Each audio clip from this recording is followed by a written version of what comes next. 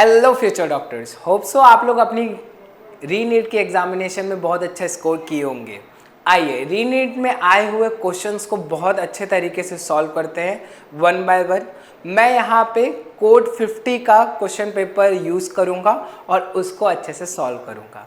हर एक सॉल्यूशन पे बहुत बारीकी से नज़र रखिएगा। ये एक इन डेप्थ सॉल्यूशन के साथ आपको प्रोवाइड किया जा रहा है। आइए स्टार्ट करते हैं। फर्स्ट क्वेश्चन यहाँ पे पूछा हुआ था, 46 नंबर से स्टार्ट हुआ है। For the following reactions sequence choose the correct option. क्या करेक्ट ऑप्शन है ये पूछा हुआ है। बेंजीन रिंग CH3COCl के साथ रिएक्ट करती है AlCl3 के प्रेजेंस में। आपको ये पता है कि ये फ्रीडल क्राफ्ट एसाइलेशन है, जिसमें आपका जो प्रोडक्ट बनता है COCH3 बनता है।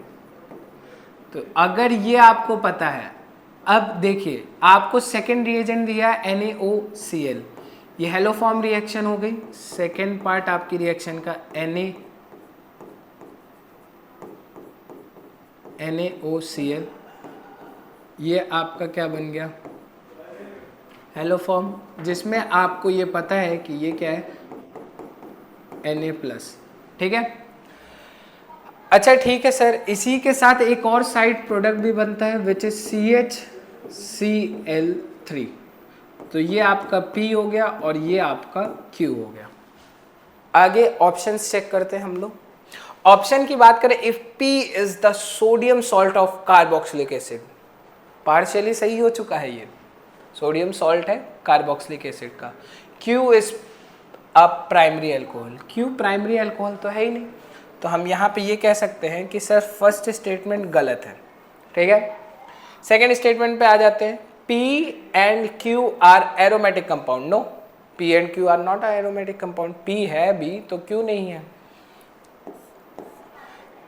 If P gives a carboxylic acid on acidification, Q gives a poisonous gas on exposure to air and light।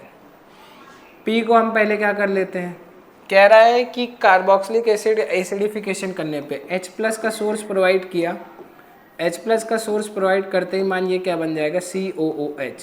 ये तो कार्बोक्सिलिक एसिड है सर, सही है। आगे बोल रहा है Q gives a poisonous gas on exposure with air. तो हम मान लेते हैं कि O2 की प्रेजेंस में हमने क्या दे दी, लाइट दे दी। ठीक है। अब जैसे ही ये दिया होगा तो आपको COCl2 मिल जाएगी। ये आपकी फॉस्जीन है।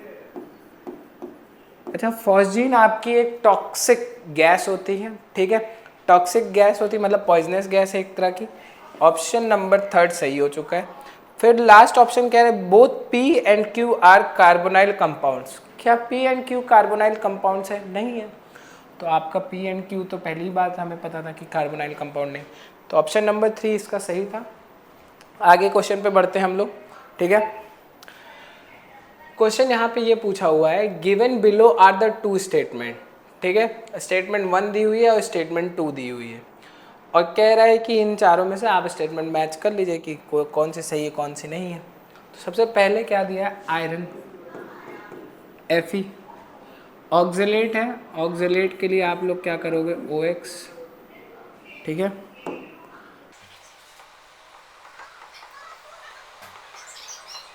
ऑक्जेलेट। ठीक है। अच्छा, ये इसमें POS प्रेजेंट नहीं होती, क्या प्लेन ऑफ सिमेट्री प्रेजेंट नहीं होती है। अच्छा, प्लेन ऑफ सिमेट्री प्रेजेंट नहीं होने की वजह से ये कायरलिटी प्रूफ कर सकता है, ये कायरल हो सकता है। ठीक है, इसका एक मिरर इमेज भी आप बना सकते हो। मिरर इमेज आपका क्या होगा, non super imposable mirror image बनेगा। ठीक है, तो इससे आपका ये पार्ट तो क्लियर हो जाता है कि ये मॉलिक्यूल क्या है, आपका कायरल है। ठीक है। अच्छा, नेक्स्ट वाले बात कर लेते हैं। स्टेटमेंट 1 कायरल है, एकदम सही है। ठीक है, POS प्रेजेंट नहीं है। अच्छा, नेक्स्ट आ जाते हैं, COS POS नहीं प्रेजेंट होने की वजह से ट्रांस, यहाँ पे बात कर लेते हैं। Trans CrH2O whole twice, oxalate whole twice. ठीक है, Cr क्रोमियम, क्रोमियम में ट्रांस पोजिशन पे H2O है। ठीक है, H2O ट्रांस पोजिशन पे H2O है, और उसके बाद ऑक्जेलेट है, ऑक्जेलेट है। ठीक है, ऑक्जेलेट। अच्छा एक चीज़ बताओ क्लास, क्या इसमें पीओएस जाएगी? हाँ पीओएस जाएगी। तो पीओएस अगर इसमें जा रही है, इसमें क्या हो रही है, पीओएस पास कर रही है, पीओएस प्रेजेंट है, तो क्या ये कायरल रह जाएगा? कोई भी चीज़ में अगर पीओएस प्रेजेंट होती है तो वो कायरल नहीं रह जाता है। ठीक है, इसमें non super imposable mirror image बन रही थी तो ये कायरलिटी प्रूफ कर पा रहा था। ठीक है, इनएंशियोमर्स इसका पॉसिबल था, बट यहाँ पे आपका क्या था, पीओएस प्रेजेंट हो जा रही है। पीओएस अगर प्रेजेंट है तो पीओएस प्रेजेंट है तो यहाँ पे क्या हो जाएगा, ये नॉट अ कायरल कंपाउंड हो जाएगा। तो स्टेटमेंट 2 इनकरेक्ट हो जा रही है, स्टेटमेंट 1 करेक्ट है। स्टेटमेंट 1 एंड 2 करेक्ट नहीं हो सकता, बोथ स्टेटमेंट फॉल्स भी नहीं हो सकता। स्टेटमेंट 1 करेक्ट हो और स्टेटमेंट 2 इनकरेक्ट हो, ऐसा सही कह सकते हैं। ठीक है, ऑप्शन 3 इज करेक्ट। ठीक है, आगे बढ़ते हैं। तो the following carbocation is stabilised by interaction of empty p orbital with, किसके साथ होगा? देखो भाई यहाँ पे देखो कार्बोकैटायन आपको दिख रहा है, प्यारा सा कार्बोकैटायन। अच्छा ये कार्बोकैटायन दो तरीके से स्टेबलाइज हो सकता था, एक तो रेजोनेंस से सर, ठीक है, और एक क्या हो सकता था सर, हाइपर कंजुगेशन से। अच्छा रेजोनेंस और हाइपर कंजुगेशन से स्टेबलाइज होने की वजह से, रेजोनेंस अगर आएगा तो आपको ये पता है कि ये पाई बॉन्ड इसको स्टेबलाइज करने आएगा, तो ऑर्बिटल जो यूज होगी वो पाई यूज होगी, और इस वाले कार्बन की कौन सी ऑर्बिटल यूज हो रही है, पी। तो पाई और पी का इंटरेक्शन हुआ होगा। क्वेश्चन यही पूछा है कि किसके किसके बीच में इम्पिटी पी ऑर्बिटल का किसके साथ इंटरेक्शन हुआ होगा। अच्छा एक चीज़ बताएं, अगर यहाँ पे ये कार्बन की बात करें तो अगर ये हाइपर कंजुगेशन करने जा रहा है, ठीक है, तो इसका जो हाइड्रोजन रहा होगा उसका सिग्मा बॉन्ड वाला हाइड्रोजन क्या करेगा, एक्चुअल में पार्टिसिपेट करेगा यहाँ पे सिग्मा बॉन्ड वाला। तो ये हाइपर कंजुगेशन में सिग्मा वाला किसके साथ, पी के साथ इंटरेक्ट कर रहा है। तो देखो कौन सा field sigma and pi field orbitals are use, पहला ही ऑप्शन सही हो जा रहा है। एम्पिटी सिग्मा नहीं हो सकता, एम्पिटी सिग्मा स्टार नहीं हो सकता, एम्पिटी सिग्मा स्टार नहीं हो सकता, तो all options second third fourth incorrect दिख रहे हैं, जिसमें फर्स्ट आपका करेक्ट दिख रहा है। ठीक है, आगे आ जाते हैं हम लोग।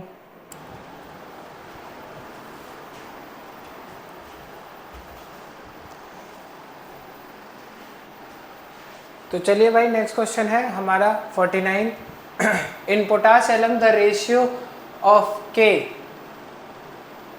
Plus and SO4 -2 ion is, आपको पता होना चाहिए पोटाश एलम की अगर हम बात करें तो ये होता है K2 SO4 Al2 SO4 whole thrice 24 H2। ठीक है, अगर मैं K प्लस आयन की बात करूँगा तो K प्लस आयन आपका कितना है, 2 है, और SO4 -2 आयन की बात करूँगा तो एक यहाँ पे और 3 यहाँ पे, टोटल कितने हो गए, 4।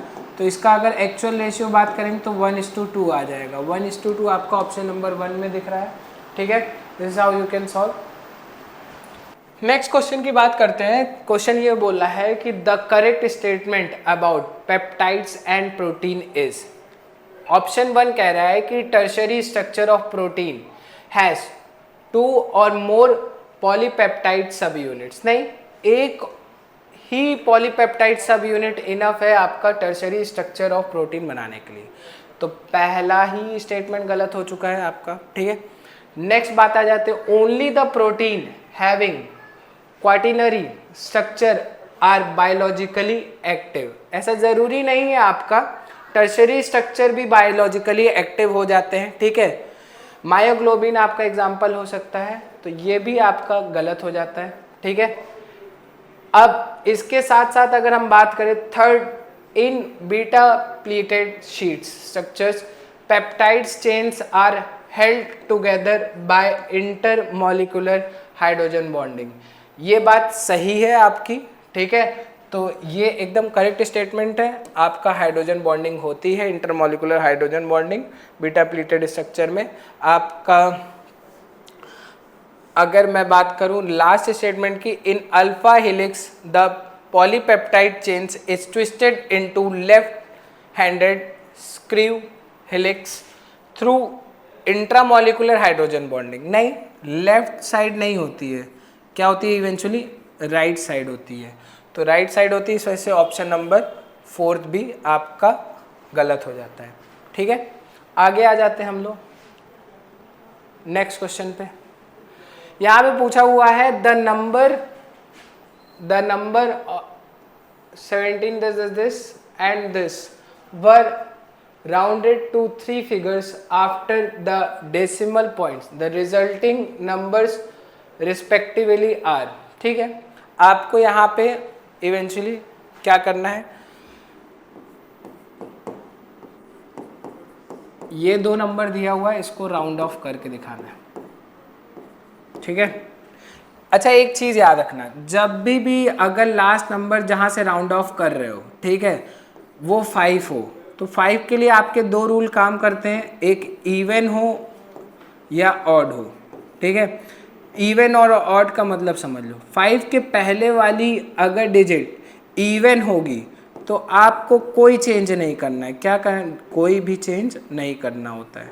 ठीक है, और अगर 5 के पहले वाला डिजिट ऑड होता है तो आपको क्या करना है, +1। ठीक है, आपको जैसे इसका राउंड ऑफ क्या हो जाएगा, इसका हो जाएगा 21024 और इसका राउंड ऑफ क्या हो जाएगा 17.014। ठीक है, 17.014 और 21.024, तो आपको यहाँ पे दिख रहा होगा 17 पॉइंट, ये आपका ऑप्शन नंबर 3 में करेक्टली फॉलो हो रहा है। ठीक है, तो ये एक छोटा सा था कि आपको नंबर का ये ध्यान होना चाहिए कि राउंड ऑफ 5 आने पे राउंड ऑफ कैसे करते हैं। जब आपका इवन होता है तो कोई दिक्कत नहीं है, इवन सही है, और जब आपका ऑड होता है तो आपको ऐड कर देना है। अच्छा, राउंड ऑफ में एक अच्छी सी चीज़ बता देता हूँ, 5 वाला कभी नहीं भूलोगे आप, एक चीज़ देखना, हमेशा इवन आएगा। देखो, जिस भी डिजिट में आपको ऑड दिख जाए, ऑड दिख गया ना, नहीं होगा, ऑड दिख गया ना, नहीं होगा, ऑड दिख गया, नहीं होगा, ऑड दिख गया, नहीं होगा, इवन हो गया, होगा। बस ये आप ट्रिक यूज़ कीजिएगा, आपका हर बार आंसर सही आएगा। ठीक है, कभी भूलने की भी ज़रूरत नहीं पड़ेगी। देखिए, दोनों इवन आए ना, तो हमेशा इवन ही आएगा। अगर लास्ट का 5 है डिजिट तो ओवरऑल जो नंबर आएगा वो इवन ही आएगा, ये फिक्स है। ठीक है, इस तरह से आप इस ट्रिक को यूज़ कर सकते थे, आगे याद भी रखेंगे। ठीक है, आगे वाला क्वेश्चन कर देते हैं, the correct order of solubility. Question पूछ रहा है the correct order of solubility of the given salts in water. सबसे सर पहले क्या आ जाता है कि सबका सॉल्युबिलिटी प्रोडक्ट KSP निकाल देते हैं। KSP फर्स्ट वाले की अगर बात करें तो Ag+ और Br- है, Ag+ और Br- मतलब 2 आयंस हो गए, तो सॉल्युबिलिटी क्या आएगी, S² आएगी, सबको पता है, S × S। Zn+2 और OH-, ये क्या हो जाएगा, ये 2 आयंस में ब्रेक हो रहा है। देखो, Zn+2 और OH-, ये कितने आयंस है, 2 टाइम्स ऑफ OH- है, तो हम इसका KSP, इसका KSP ये लिखा है, इसका KSP क्या हो जाएगा, KSP 2 × 2 4S² हो जाएगा। ठीक है, 2S का होल स्क्वायर इंटू S, ठीक है, 2S का whole square into S, 2S³ हो जाएगा, क्या हो जाएगा, 2S³। ठीक है, तो यहाँ पे क्या आ जाएगा, मेनली 4S³। ठीक है, इसका भी हम लोग देख लेते हैं KSP, ये क्या हो जाएगा, देखो यहाँ पे अगर हम बात करेंगे तो ये Hg2+2 हो जाएगा और प्लस क्या हो जाएगा, Cl- 2 टाइम्स।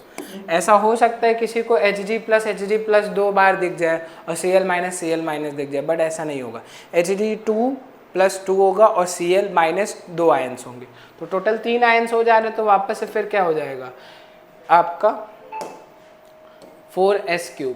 अच्छा, यहाँ से हमें तीनों का सॉल्युबिलिटी निकालना है। ठीक है, S² क्या हो जाएगा, 5 × 10⁻⁻13, ये क्या हो जाएगा 1 × 10⁻⁻15 और ये हो जाएगा 1.3 × 10⁻⁻18। ठीक है, अगर यहाँ से मैं तीनों का S निकालूँ तो क्या क्या आएगा, जल्दी से बताओ। अच्छा देखो, S² यहाँ पे पहली बात, इसको हम क्या कर सकते थे, इसको S का 6 7 और इसको लिख सकते हैं 50 × 10⁻⁻14 और इस पर क्या चढ़ा दें होल की पावर 1/2 कर दें तो ये आपका आ जाएगा √50 which is comes out to be 7.07 into 10⁻⁻7। ठीक है, पहला तो ये आ जाएगा। अच्छा, दूसरे की अगर हम बात करें तो दूसरे वाले का 4s³ और ये सब कुछ डिवाइड करके 1/4 और 1/4 का मतलब हो जाता है आपका 10/4 कर लेते हैं। 10/4 2.5 इंटू 10⁻⁻15 लिख सकते हैं। ये किसके बराबर हो जाएगा? ये आपका हो जाएगा, यहाँ से मैं इस पार्ट को इरेज करता हूँ, ये आपका हो जाएगा s equals to s³ equals to ये हो जाएगा।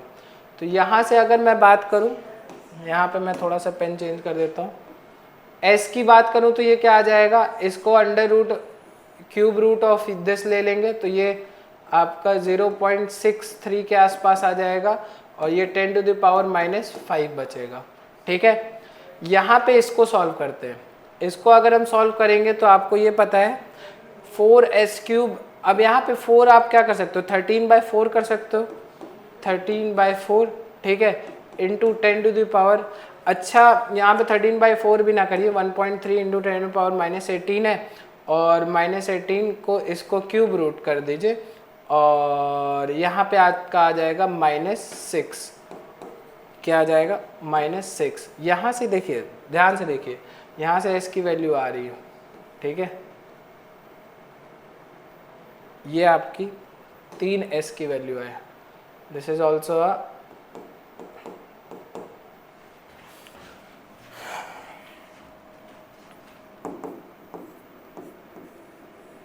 ये एक s की वैल्यू है, ये दूसरे s की वैल्यू है और ये आपकी तीसरे s की वैल्यू है। ठीक है, अब ये 3s की वैल्यू से हमें पता चल रहा है ये आपका 0.69 के आसपास वैल्यू आएगी। ठीक है, तो इवेंचुअली आपको पता चलेगा कि सबसे ज़्यादा अगर 10⁻⁻5 देखें तो आपकी सबसे बड़ी वैल्यू s की किसकी आ रही है? इसकी आ रही है। तो इसका मतलब हुआ कि आपकी सॉल्युबिलिटी सबसे ज़्यादा किसकी रही होगी? Zn वाले की। ठीक है, ZnOH ये वाला रहा, सॉल्युबिलिटी सबसे हाई किसकी रही? इसकी रही। इसके बाद आप लोग ध्यान से देखेंगे तो आपकी सॉल्युबिलिटी 0.69 इंटू 10⁻⁻7, अच्छा ये 6.9 इंटू 10⁻, ये क्या हो जाएगा? 6.9 इंटू 10⁻⁻7 आ रही है थर्ड वाले की। ठीक है, और फर्स्ट वाले की आ रही 7.07 इंटू 10⁻�7। तो बड़ी वाली तो वो हो गई और बड़ी वाली ये हो गई, तो AgBr आना चाहिए, AgBr, और लास्ट में क्या आना चाहिए था आपका Hg2Cl2। तो ऑप्शन नंबर 4 आपका सही हो जा रहा है। ठीक है, तो क्वेश्चन आपको ये थोड़ा से थॉरोली सॉल्व भी करना पड़ रहा होगा और साथ ही साथ आपको हर एक वैल्यू बहुत ही प्रिसाइसली निकालनी पड़ेगी, तब जाके आपका आंसर आएगा। ठीक है, तो ये आप अच्छे से ये वाला क्वेश्चन ज़रूर कीजिएगा। बहुत से बच्चों का ये परफेक्टली आंसर आना थोड़ा मुश्किल हुआ हो। अच्छा, among the following option the correct trend in the electron gain enthalpy is. ठीक है, ये बहुत इजी और बहुत बार आपको लर्न करवाया जाता है ये क्वेश्चन। ठीक है, इलेक्ट्रॉन गेन एंथैल्पी की बात करें तो फ्लोरीन, क्लोरीन, ब्रोमीन, आयोडीन। ठीक है, सबसे पहला थॉट आता है कि भैया इलेक्ट्रॉन गेन एंथैल्पी क्या होनी चाहिए? डाउन द ग्रुप जाने पे कम होनी चाहिए, डाउन द ग्रुप जाने पे कम होनी चाहिए, ये सोचते हैं सबसे पहले बच्चे। ठीक है, जब तक आपको स्पेशल केसेस का याद नहीं रहता।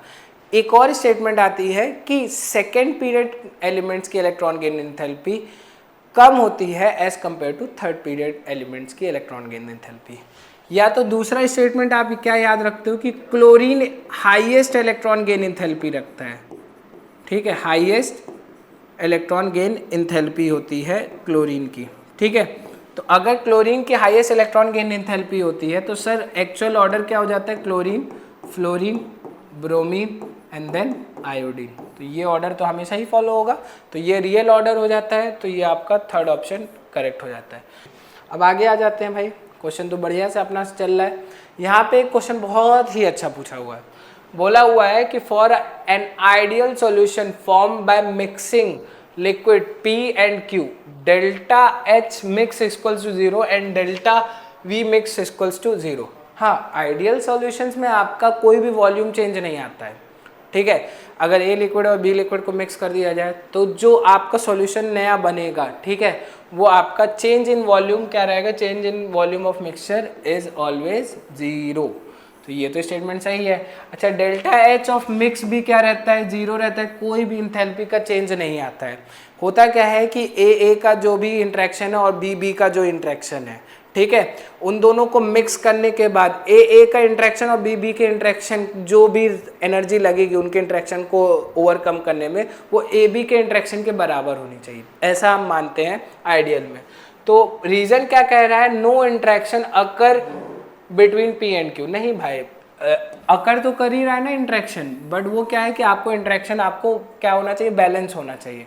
तो ए स्टेटमेंट आपकी सही थी कि डेल्टा एच मिक्स आपका कोई चेंज नहीं रहेगा, क्योंकि ए और बी का इंट्रैक्शन का वो जो सम आएगा वो आपका ए बी के इंट्रैक्शन के बराबर हो जाना चाहिए, ओवरकम होना चाहिए दोनों का, तब डेल्टा एच का क्या आएगा, कोई भी चेंज नहीं आएगा, ठीक है। लेकिन यहाँ पे आपका बी स्टेटमेंट गलत हो जा रही है इंट्रैक्शन के बेसिस पे। तो भैया आपका ए स्टेटमेंट करेक्ट है और B A and R is correct, no, A is correct and R is correct explanation, A is correct but R is not correct, R correct नहीं है, ठीक है। थर्ड ऑप्शन आपका हो जाता है। अब आगे बढ़ते हैं हम लोग, ठीक है। चलिए अब स्टार्ट करते हैं। The amino acid that gives a red blood color on treating its sodium fusion extract with sodium nitroprusside, कौन सा ऐसा है?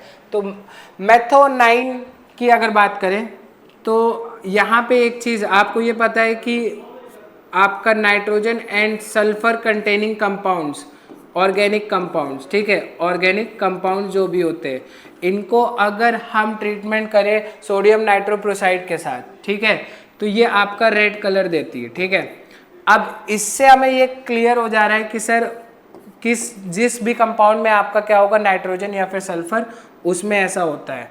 तो आपको ये पता है कि मेथोनाइन में क्या हो जाता है, आपका नाइट्रोजन कंटेनिंग कंपाउंड है, ठीक है, CH2 फिर सल्फर एंड देन CH3। तो ये आपका कंपाउंड हो जाता है, जिससे आपका ऑप्शन नंबर 3 सही हो जाता है। कंपाउंड नहीं याद रहता तो आपको थोड़ा सा इशू हो सकता था, ठीक है। आगे से ध्यान रखेंगे कि ये सारे कंपाउंड्स के बारे में पता रहे। आगे वाले क्वेश्चन पे आ जाते हैं। The standard electrode potential E0 for half cell reaction Fe+3 plus electron Fe+2 at 298 kelvin is. यहाँ पे ध्यान से देखिए, E0 आपका पहले दे रखा है, 3 रिएक्शंस आपको पहले ड्रॉ करनी पड़ेगी। पहली वाली अगर हम बात करें तो हमें किसका निकालना है, वो क्या है, हमें फाइनली निकालना है Fe+3 में अगर हम क्या करें, इलेक्ट्रॉन ऐड करें तो क्या बन जाएगा, Fe+2, ठीक है। और हमें गिवन क्या क्या है, हमें ये गिवन है कि Fe+3 से आपका क्या बनता है, 3 इलेक्ट्रॉन ऐड करने पे Fe बनता है, ठीक है। इसमें आपको E0 दिया हुआ है, इसको हम मान लेते हैं E1 कितना दिया हुआ है, -0.04 वोल्ट, ठीक है। इसी तरह आपको क्या दिया हुआ है, Fe+2 से अगर मैं क्या करूं, 2 इलेक्ट्रॉन ऐड कर दूं तो क्या बन जाएगा, Fe बन जाएगा, ठीक है। और यहाँ पे आपका क्या बन जाएगा, E02 which comes out to be -0.44 volt, ठीक है। अभी आपको पता क्या करना है सर, ये E पता करना है। तो ध्यान से अगर देखोगे तो यहाँ पे तुम्हें एक चीज़ समझ में आएगी कि रिएक्शन अगर हम बात करें, ठीक है, तो ये वाली रिएक्शन और ये वाली रिएक्शन को ऐड कर दो तो थर्ड वाली रिएक्शन बन जा रही है अपने आप ही ऑटोमेटिकली। अगर मैं इसको मान लूँ सेकेंड और इसको मान लूँ थर्ड, तो ये फर्स्ट वाली के बराबर हो जाएगी, ठीक है। तो आप अगर ध्यान से देखेंगे तो हम ये लिख सकते हैं कि E0 ऑफ 1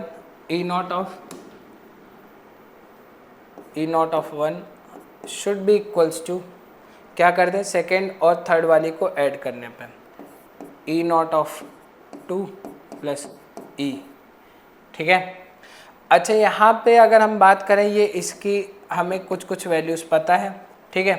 तो अगर हम यहाँ पे ये इसका नंबर ऑफ़ इलेक्ट्रॉन से मल्टीप्लाई करके रखेंगे, फर्स्ट वाली रिएक्शन में आपका कितने इलेक्ट्रॉन्स पार्टिसिपेट कर रहे हैं सर? 3, तो इससे रिलेटेड 3 है। सेकेंड वाली रिएक्शन में कितने इलेक्ट्रॉन पार्टिसिपेट कर रहे हैं सर? 2, और थर्ड वाली रिएक्शन में कितने इलेक्ट्रॉन पार्टिसिपेट कर रहे हैं सर? 1।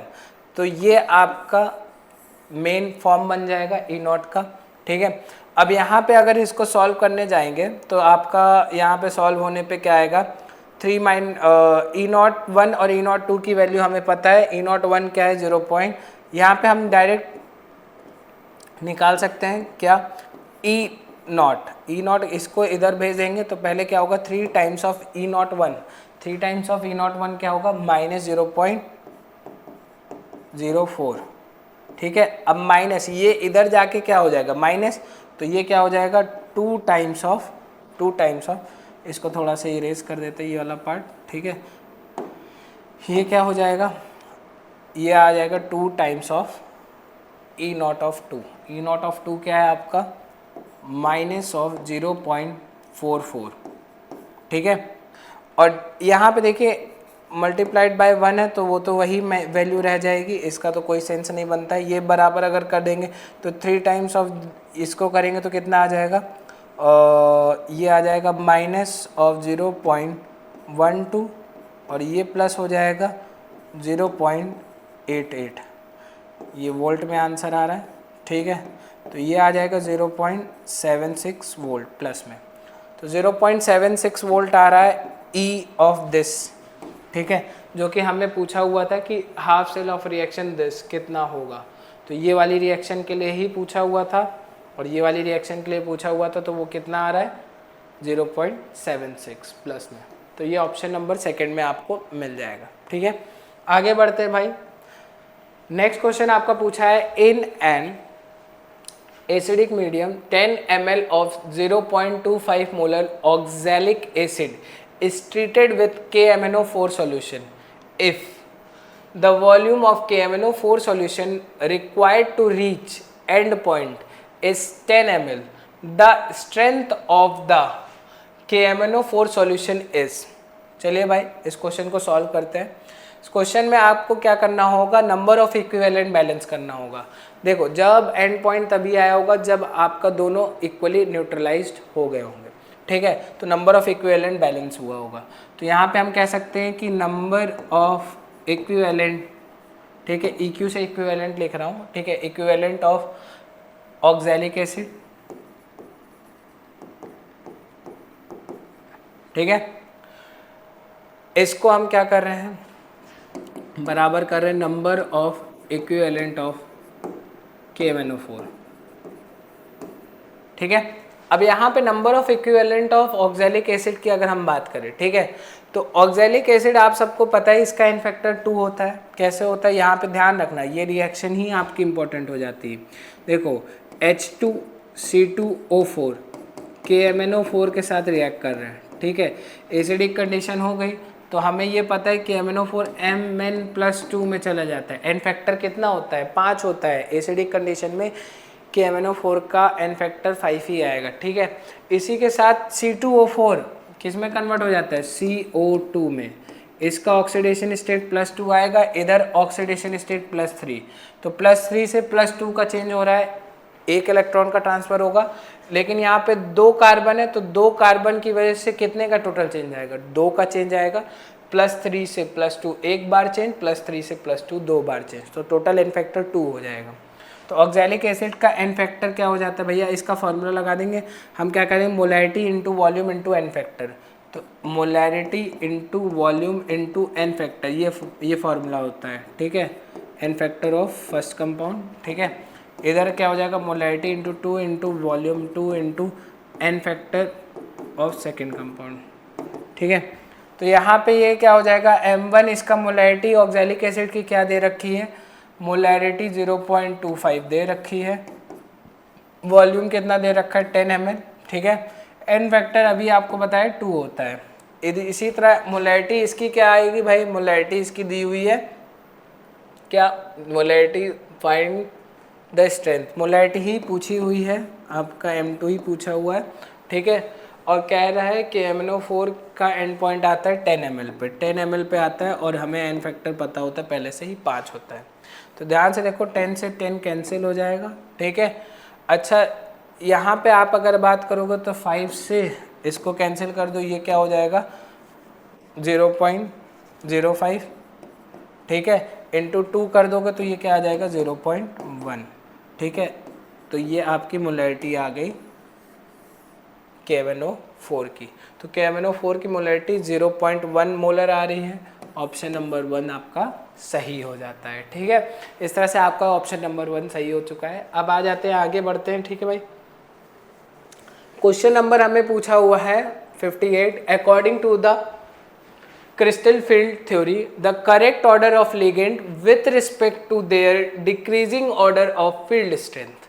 अच्छा आपको ये तो याद ही रखना पड़ेगा, कार्बोनिल सबसे ज़्यादा strong field, one of the strong field ligands होते हैं, ठीक है। फिर नाइट्रोजन कंपाउंड्स आते हैं, फिर ऑक्सीजन, फिर हेलोजन्स आपके वीकेस्ट फील्ड होते हैं। तो आपका ऑप्शन नंबर 1 करेक्ट हो जाता है, बाकी ऑप्शंस तो आप कंपेयर कर लीजिएगा। यहाँ से साफ साफ आपको पता है कि कार्बोनिल सबसे ज़्यादा स्ट्रॉन्ग होता है।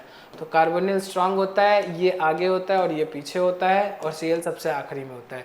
तो थोड़ा सा याद रखना पड़ेगा कि नाइट्रोजन और H2O में नाइट्रोजन क्या होते हैं, आपके स्ट्रॉन्ग फील्ड लिगेंड्स होते हैं, ठीक है। आगे आ जाते हैं भाई। यहाँ पे 2 moles of an ideal gas undergo free expansion from 10 litre to 100 litre at 300 kelvin. The value of delta S system and surrounding are. देखो भाई फ्री एक्सपेंशन है तो हीट चेंज का ऑप्शन नहीं रहेगा, हीट चेंज का ऑप्शन नहीं है। तो आपको यहाँ पे एक चीज़ समझ में आ जानी चाहिए कि Q अगर 0 हो जा रहा है, Q 0 हो जा रहा है तो डेल्टा एस ऑफ सराउंडिंग क्या हो जाएगा, सराउंडिंग, ये आप लोग पढ़ते हैं, ठीक है। डेल्टा एस ऑफ सराउंडिंग क्या हो जाएगा, ऑटोमेटिकली 0 हो जाएगा। डेल्टा एस सराउंडिंग जहाँ जहाँ आपको 0 दिख रहा है, डेल्टा एस सराउंडिंग 0 है, डेल्टा एस सराउंडिंग, बाकी 2 ऑप्शन को उड़ा दीजिए, ठीक है।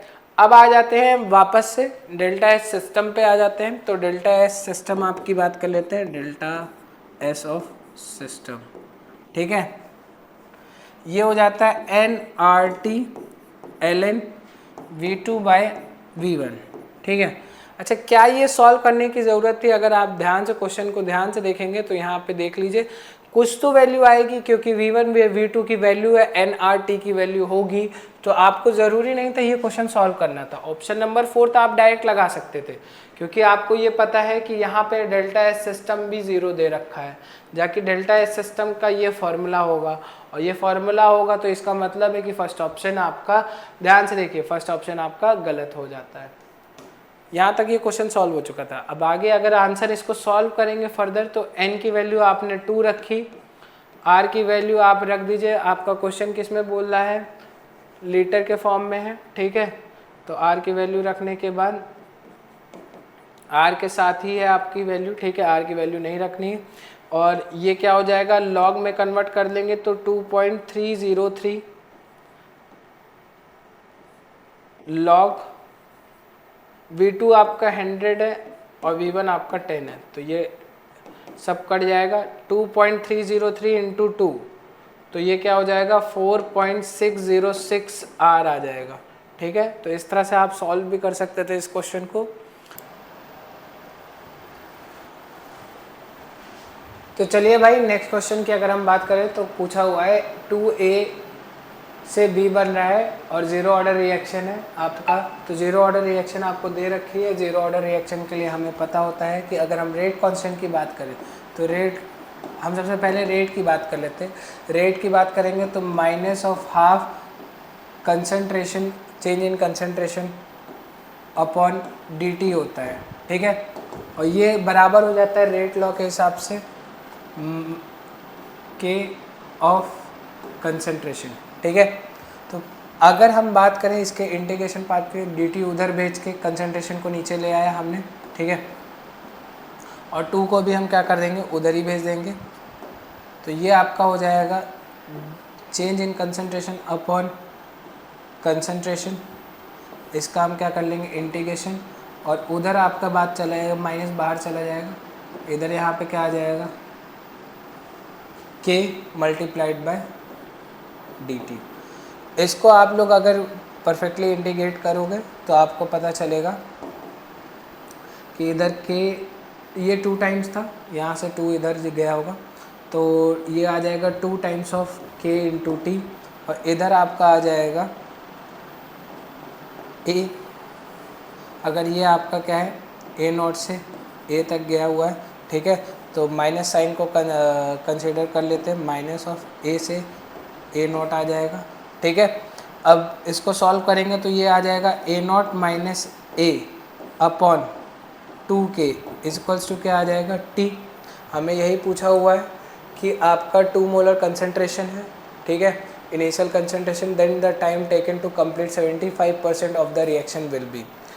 तो यहाँ पे हम 75% रिएक्शन कंप्लीट करके देख लेते हैं। सबसे पहले अगर हम बात करें तो इनिशियल कंसनट्रेशन आपको 2 मोल दे रखी है, माइनस आप कर देंगे आपका A naught initial concentration at time T 75% complete होने के बाद 0.5 मोल्स बचेगा, डिवाइडेड बाय क्या कर देंगे 2 इंटू, और k की अगर हम वैल्यू बात करें तो 1 दे रखी है, ये आपका टाइम आ जाएगा, ठीक है। तो यहाँ से आपका 1.5 डिवाइड बाई 2 आ जाएगा, which comes out to be 0.75 minute, ये आपका t हो जाएगा। तो इससे आपका ऑप्शन नंबर 2 सही हो जाता है। चलिए अब आते हैं हम लोग नेक्स्ट क्वेश्चन की बात कर लेते हैं। चलिए भाई नेक्स्ट क्वेश्चन में हम लोग आते हैं। Question number 61, given below are the two statement, one is labelled as assertion and the other is labelled as reason. Assertion reason का क्वेश्चन पूछा हुआ है। Generally 3D transition metals have high melting points.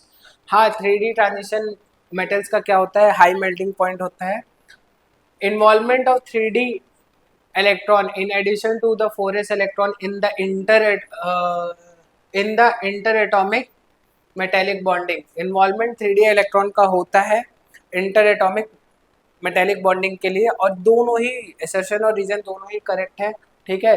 आपका 3D के electron जब 4s में add हो जाते हैं तो जिसकी वजह से आपके अनपेयर्ड इलेक्ट्रॉन और पेयर्ड इलेक्ट्रॉन बढ़ जाते हैं, जिसकी वजह से मेनली अनपेयर्ड इलेक्ट्रॉन में आपका metallic bonding, inter atomic metallic bonding क्या हो जाती है, इंक्रीज हो जाती है उसकी वजह से।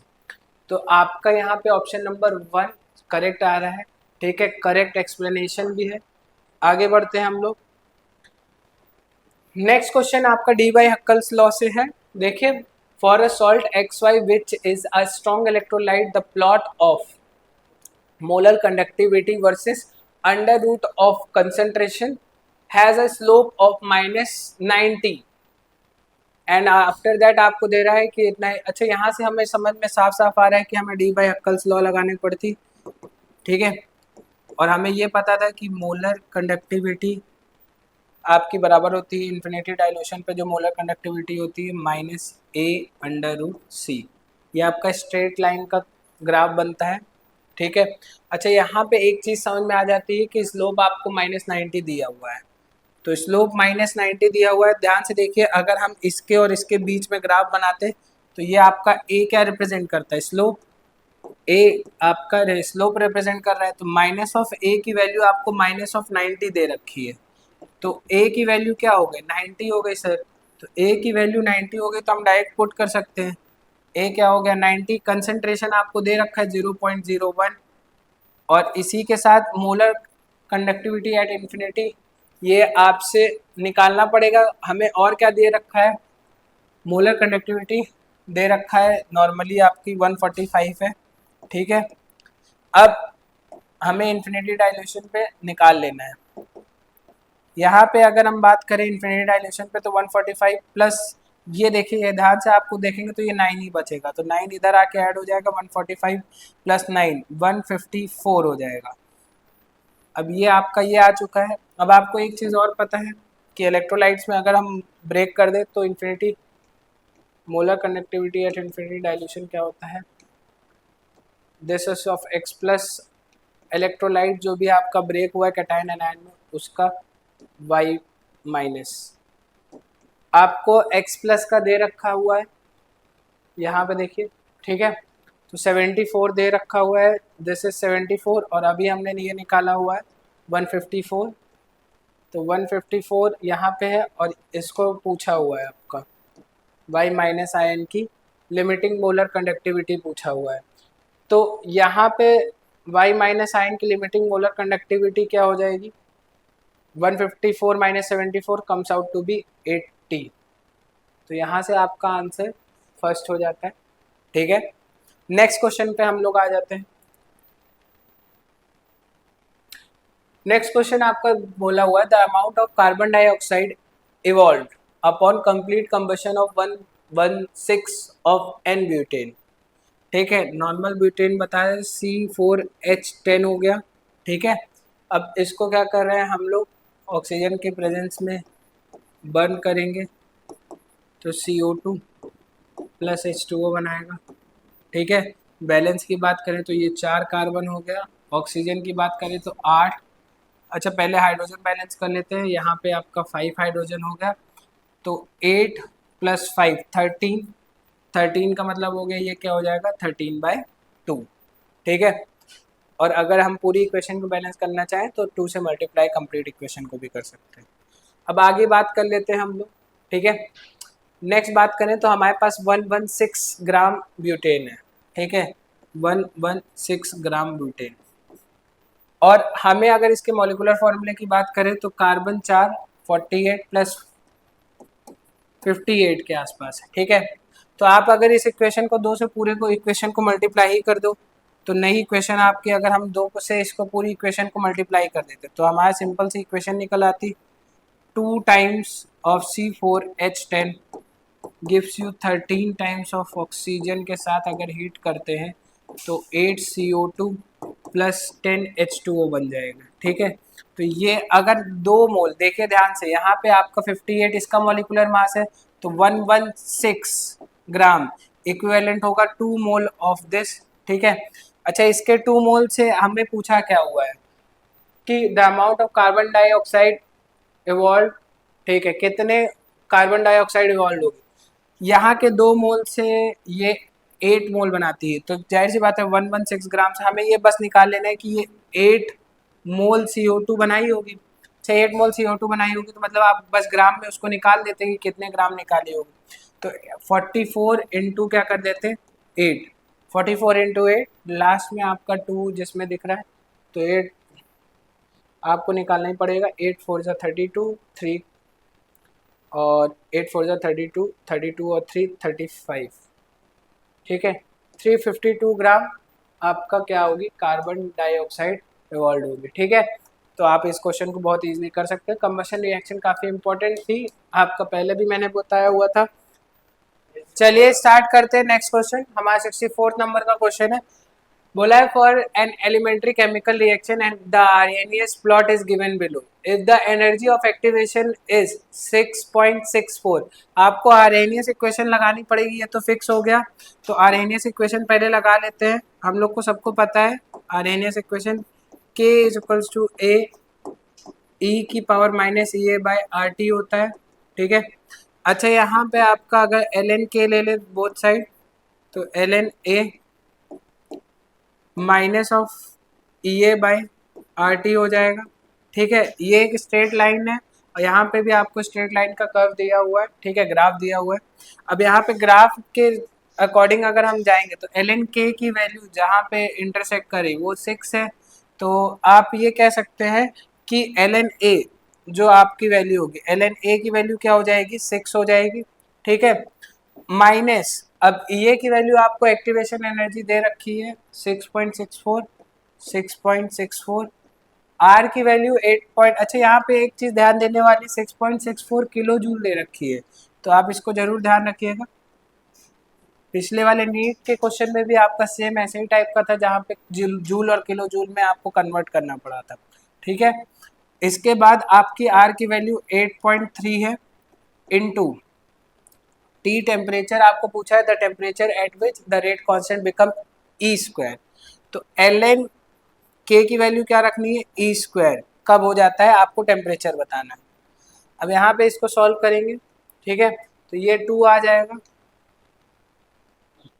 इज इक्वल्स टू क्या हो जाएगा 6 minus 6.64 into 10 to the power 3 divided by 8.3 into T, इसको इधर भेजेंगे इसको इधर ले आएंगे, यहाँ पे फर्दर हम इधर सॉल्व कर ले रहे हैं। ठीक है, तो 6 - 2 4 हो जाएगा, इधर 4 बचेगा, इंटू 8.3 रहेगा, और आपका 6.64 डिवाइड में चला जाएगा 6640, और यहाँ पे आपका आ जा रहा है 1/t। तो इसको सॉल्व करेंगे तो t की वैल्यू आपकी आ जाएगी 200 केल्विन। ठीक है, तो t की वैल्यू आपकी 200 केल्विन आ जाएगी। नेक्स्ट क्वेश्चन हम लोग करते हैं। नेक्स्ट क्वेश्चन की अगर हम बात करें तो given below are two statement, heating NaCl with concentrated H2SO4 and MnO2 result in the oxidation of Mn। ठीक है, कह रहा है कि ऑक्सीडेशन हो जाएगा Mn का, ऐसा हम देखते हैं। आपका सबसे पहले NaCl था, ये आपका रिएक्शन कर रहे हैं हम लोग MnO2 के साथ, ये +4 ऑक्सीडेशन स्टेट है H2SO4 के साथ।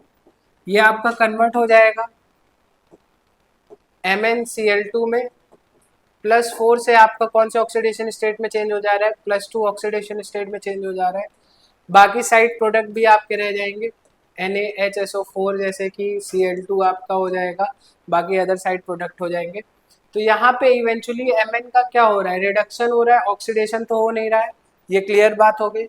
इसी तरह हीटिंग ऑफ NaI, अगर हम फर्दर इसको भी हीट करें NaI को, तो NaI को MnO2 के प्रेजेंस में, MnO2 के प्रेजेंस में along with H2SO4 acidic medium provide करते हुए अगर हम हीट करें तो क्या होगा, I2 बनेगा, NaI का I2 हो जाएगा, MnSO4 हो जाएगा, अलॉन्ग विथ क्या बचेगा आपका Na2SO4।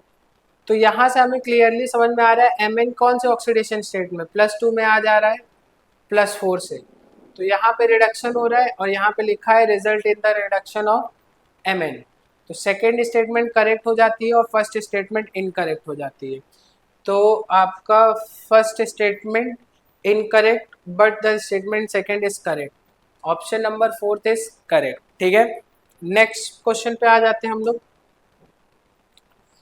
यहाँ पे दिया हुआ among the species given below spin only magnetic moment is highest for।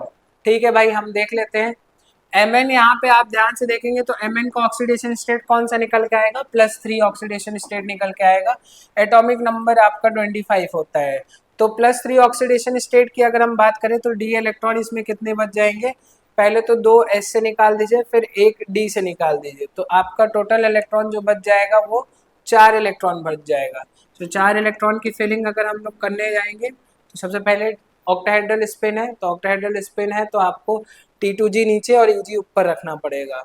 आपका D4 इलेक्ट्रॉनिक कन्फिग्रेशन है, तो D4 पहले 4s2 चला गया, D4 बचा रहा है। ठीक है, 1 2 3 और 4 हाई स्पिन कॉम्प्लेक्स, देखिए आपको लो स्पिन कॉम्प्लेक्स बनेगा क्योंकि आपका स्ट्रॉन्ग फील्ड लिगेंड है, तो 2 अनपेयर्ड इलेक्ट्रॉन है यहाँ पे। ठीक है, इसी तरह आपका Fe की बात कर लेते हैं, तो आयरन आपका एटॉमिक नंबर 26 होता है और ऑक्सीडेशन स्टेट +3 आ रहा है। 26 +3 होने की वजह से इसमें डी कन्फिग्रेशन अगर बात करें तो 2 इलेक्ट्रॉन उधर गए, 5 D5 हो जाएगा। D5 की अगर हम बात करें तो T2G नीचे, Eg ऊपर, 5 इलेक्ट्रॉन भरना है, 3 पहले भरेंगे फिर 2 बाद में भरेंगे, तो अनपेयर्ड इलेक्ट्रॉन कितना बच जा रहा है, 1 बच जा रहा है। नेक्स्ट बात कर लेते हैं हम लोग CO +3 ऑक्सीडेशन स्टेट में। ठीक है, आयरन के बाद कोबाल्ट आ जाता है, कोबाल्ट आ गया आपका 27। ठीक है, कोबाल्ट की कन्फिग्रेशन की अगर हम बात करें तो जैसे ये D5 था तो ये कितना बच जाएगा, D6, नीचे की तरफ 3, ऊपर की तरफ 2। अच्छा, यहाँ पे आपका NH3 एक स्ट्रॉन्ग फील्ड लिगेंड की तरह काम करेगा, ये स्पेशल केस था, आपको याद रखना पड़ेगा। कोबाल्ट NH3 के प्रेजेंस में स्ट्रॉन्ग फील्ड लिगेंड की तरह काम करेगा, लो स्पिन कॉम्प्लेक्स बनाएगा। तो यहाँ पे अनपेयर्ड इलेक्ट्रॉन कितने बच जा रहे हैं, 0 बच जा रहे हैं। Ti की बात कर लेते हैं, Ti की बात करेंगे तो यहाँ पे ऑक्सीडेशन स्टेट +3 है, +3 की बात करेंगे तो यहाँ पे आपका आ जाएगा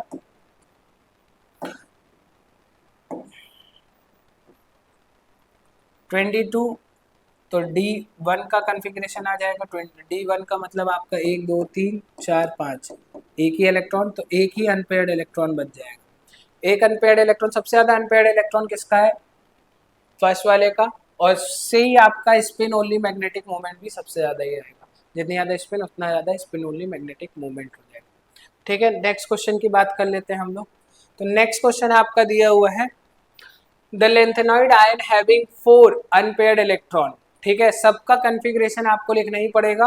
अच्छा, यहाँ पे एक चीज ध्यान दीजिएगा, जैसे आपको एक 1 बाय 1 सब पे +3 ही चार्ज लगा हुआ है, तो 58C +3, अगर ये एटॉमिक नंबर 58 है तो हमें ये पता चल गया कि F में, इसमें देखिए पहले 2 S से और एक D से इलेक्ट्रॉन निकाल दीजिएगा, उसके बाद बात कीजिएगा। तो 3 इलेक्ट्रॉन निकालने के बाद इसमें एक ही F में बच जाता है। ठीक है, तो 4F1 रह जाएगा। इसी तरह आपका नेक्स्ट एटॉमिक नंबर ND है, ND में भी +3 दिया हुआ है, तो ND कितना एटॉमिक नंबर 60 दिया हुआ है। तो जैसे ये 4F1 है तो ये 4F3 हो जाएगा। अब इसके बाद आपका आ जाता है TB। TB आपको दिया हुआ है +3 ऑक्सीडेशन स्टेट में 65। तो अगर हम इसका कन्फिग्रेशन के हिसाब से देखें तो 4F में कितने इलेक्ट्रॉन, 5 और ऐड कर दीजिए तो 8 इलेक्ट्रॉन आ जाएंगे। ठीक है, और लास्ट आपका बच जा रहा है HO। HO की बात करें तो +3 ऑक्सीडेशन स्टेट में आपका 67 है, तो 67 की अगर हम बात करें तो ये 4F10 आ जाएगा। ठीक है, कन्फिग्रेशन बनना स्टार्ट करते हैं। आपको पता ही होगा कि इसमें टोटल 7 ऑर्बिटल्स होती हैं, 1 4 5 6, 3 3 6 1 7। ठीक है, एक ही इलेक्ट्रॉन भरना है तो एक ही इलेक्ट्रॉन भरा जाएगा। इसमें अगर हम भरने जाएंगे तो 1 2 3 4 5 6 7। ठीक है, अब इसमें इलेक्ट्रॉन 1 2 3 भर जाएगा। इसमें अगर इलेक्ट्रॉन भरने जाएंगे 1 2 3 4 5 6 7, 1 2 3 4 5 6 7, 3 3 6 7, 1 2 3 4 5 6 7 एंड देन 8। और लास्ट वाले की बात कर दें तो लास्ट वाले का अगर हम कन्फिग्रेशन भरने जाएंगे 3 4 5 6, 1 2 3 4 5 6 7, तो यहाँ पे आपका 1 2 3 4 5 6 7 8 9 10। देखिए यहाँ पे आपको 4 अनपेयर्ड इलेक्ट्रॉन दिख रहे होंगे, 1 2 3 4, बाकी सब में आपको ज़्यादा अनपेयर्ड इलेक्ट्रॉन दिख रहे हैं। तो इसका मतलब HO +3 आपका एक्चुअल आंसर हो जाएगा। तो एटॉमिक नंबर पता चलने से कितना फ़ायदा हो जाता है, ईज हो जाता है। चलिए आगे क्वेश्चन करते हैं हम लोग। नेक्स्ट क्वेश्चन का the formula of tetraammine aqua क्लोराइडो cobalt 3 chloride क्या होगा। ठीक है, यहाँ पे देखिए टेट्राएमीन पहले दे रखा है, तो सबसे पहले आपको 4 एमीन वाला केस देख लेना है। तो 4 है 4 है 4 है और 4 है। चलिए भाई, फिर तो कोई दिक्कत ही नहीं है। टेट्राएमीन एक्वा क्लोराइडो, ठीक है, एक्वा और क्लोराइडो दोनों आपका है, और कोबाल्ट +3 ऑक्सीडेशन स्टेट में। ध्यान से देखिए, आपको कोबाल्ट +3 ऑक्सीडेशन स्टेट में ये न्यूट्रल है, और H2O भी क्या होता है, न्यूट्रल होता है। तो यहाँ पे अगर हम बात करेंगे तो -2 की वजह से कोबाल्ट पे क्या आएगा, +2 ऑक्सीडेशन स्टेट। अच्छा, हमको कोबाल्ट +3 ले आना है, तो ध्यान से देखिए यहाँ पे +3 ऑक्सीडेशन स्टेट और यहाँ पे भी +3 ऑक्सीडेशन स्टेट बन जाएगा। ठीक है, तो इन दोनों ही केस में +3 ऑक्सीडेशन स्टेट बन रहा है, लेकिन ये वाले केस में एक्वा पार्ट आएगा ही नहीं और इसमें एक्वा पार्ट आ रहा है, तो +3 ऑक्सीडेशन स्टेट। यहाँ पे अगर आप बात करेंगे तो +2 ही ऑक्सीडेशन स्टेट है। तो एक्वा क्लोराइडो के साथ साथ कोबाल्ट का +3 ऑक्सीडेशन स्टेट वाला ऑप्शन नंबर 4 है। ठीक है,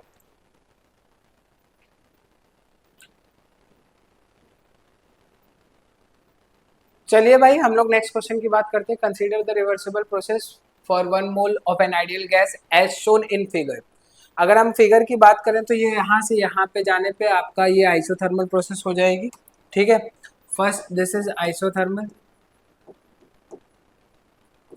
अच्छा, सेकेंड वाली प्रोसेस की बात करें तो ये एडियाबैटिक प्रोसेस है, एडियाबैटिक। फोर्थ भी इसी तरह आपकी एडियाबैटिक है, और अगर थर्ड प्रोसेस की बात करें तो ये आइसोथर्मल है। ठीक है।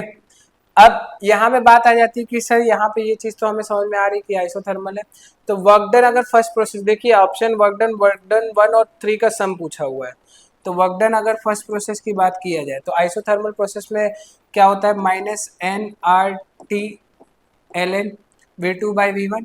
यहाँ पे अगर मैं फर्स्ट प्रोसेस में बात करूँ तो V2 यहाँ पे और V1 यहाँ पे, वॉल्यूम चेंज, ठीक है। ये आपका हो जाएगा फर्स्ट प्रोसेस में वर्क डन। आर की वैल्यू आप पुट कर सकते हो, आर की वैल्यू आपको दी हुई है 2 कैलोरी, तो आप क्या, और 1 मोल हो जाएगा, तो ये हो जाएगा -2T ln V2/V1। इसी तरह अगर हम वर्क डन थर्ड प्रोसेस की बात कर लें, थर्ड प्रोसेस में आइसोथर्मल है, तो ये भी हो जाएगा -nRT ln V4/V3 हो जाएगा, nRT ln V4/V3 हो जाएगा, ठीक है। अब यहाँ पे अगर इसको सॉल्व करेंगे तो वही आपका आ जाएगा -2T, ठीक है। अच्छा, यहाँ पे जो टेम्परेचर है वो आपका टेम्परेचर कौन सा होगा, this is T1 temperature and this is T2 temperature, तो यहाँ पे 2 × T2 ln V4/V3 आ जाएगा। अच्छा, वर्क डन 1 और 3 को ऐड करेंगे तो क्या आएगा, -2T1 ln V2/V1, -2T1 ln V2/V1 और -2T2 ln V4/V3। तो ऑप्शन 1 आपका करेक्ट हो चुका है, ठीक है। आपको केवल नॉर्मली सॉल्व करके आइसोथर्मल प्रोसेस लगा देते तब भी आ जाता। अगर यहाँ पे एडियाबैटिक प्रोसेस की बात करें तो एडियाबैटिक प्रोसेस में आपको पता है कि NCV डेल्टा T लग जाएगा, और NCV डेल्टा T का अगर यहाँ से यहाँ वाला पार्ट और यहाँ से यहाँ वाला पार्ट दोनों एक साथ ऐड कर देंगे तो W2 और W4 ऐड करने पे आपका delta U2 plus delta U4 आएगा, और जो कि आपका सम करेंगे तो आपको वापस से यहाँ पे देखिए इस प्रोसेस और इस प्रोसेस में वापस से सम करेंगे तो सब कट जाएगा और आंसर 0 आने लगेगा, ठीक है। तो ये वाला पार्ट आपका गलत है, ये प्लस होना चाहिए। इसी तरह आप 1 और 2 को ऐड करेंगे तो आपका आंसर अलग आएगा, और 1 और 3 का, तो ये तीनों ही ऑप्शन आपके गलत थे, फर्स्ट ऑप्शन सही था। नेक्स्ट क्वेश्चन की बात करते हैं हम लोग। क्वेश्चन पूछा है given below are two statement, one is labeled as assertion and ठीक है, assertion रीजन का, the first ionization enthalpy of oxygen is lower than that of nitrogen and fluorine, ठीक है। आयनाइजेशन एनर्जी हम बात कर लेते हैं। सबसे पहले हमारी आयनाइजेशन एनर्जी फ्लोरीन की होती है, उसके बाद आपको पता होगा नाइट्रोजन हाफ फिल्ड हो जाने की वजह से उसकी आयनाइजेशन एनर्जी ऑक्सीजन से ज़्यादा हो जाती है, तो ये एक्चुअल ऑर्डर होता है आयनाइजेशन एनर्जी का। और स्टेटमेंट बोला the first ionization enthalpy of oxygen is lower than that of nitrogen and fluorine, oxygen की लोअर होती है आयनाइजेशन एनर्जी, करेक्ट है statement. The loss of an electron from oxygen led to a stable half filled p orbital, हाँ easily loss करने की वजह से half filled p orbital achieve हो जाएगी इसको बाद में, ठीक है, आफ्टर लूजिंग द इलेक्ट्रॉन, ठीक है। अब कह रहे हैं कि क्या ये सही एक्सप्लेनेशन है, this is a correct explanation, both A and R are the correct and R is the correct explanation of A, ठीक है भाई, R correct explanation of A है और दोनों ही स्टेटमेंट सही भी है, ठीक है। आगे आ जाते हैं हम लोग 71st पे। Consider the following statement about the solution form by mixing two liquids, an ideal solution thus form obeys a Raoult's law throughout the composition range, हाँ भाई एकदम सही बात है, आपका Raoult's लॉ को फॉलो करता है ideal solution through out the composition range, ठीक है। अच्छा, mixture of chloroform and acetone shows a negative deviation, हाँ ये भी नेगेटिव डेविएशन शो करता है।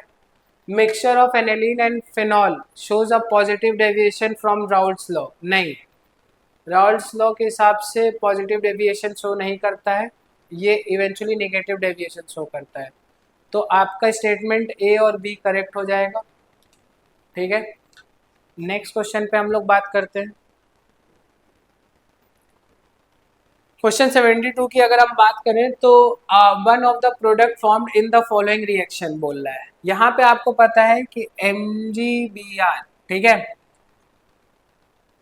ये प्लस पार्ट हो जाता है और यहाँ पे ये वाला पार्ट क्या हो जाता है, माइनस पार्ट। ठीक है, अब ये माइनस पार्ट इसके क्या होगा, देखिए NH2 although have lone pair, but इसका जो H है, ठीक है, H प्लस निकाल के क्या करेगा, इसे खुद ले लेगा, और ये खुद ले लेगा तो इवेंचुअली क्या करेगा, माइनस पार्ट इवेंचुअली यहाँ पे क्या होगा, माइनस पार्ट जाके अटैक करके H प्लस लेके वापस सारी रिएक्शन कंप्लीट होने के बाद आपका ये प्रोडक्ट बन जाता है।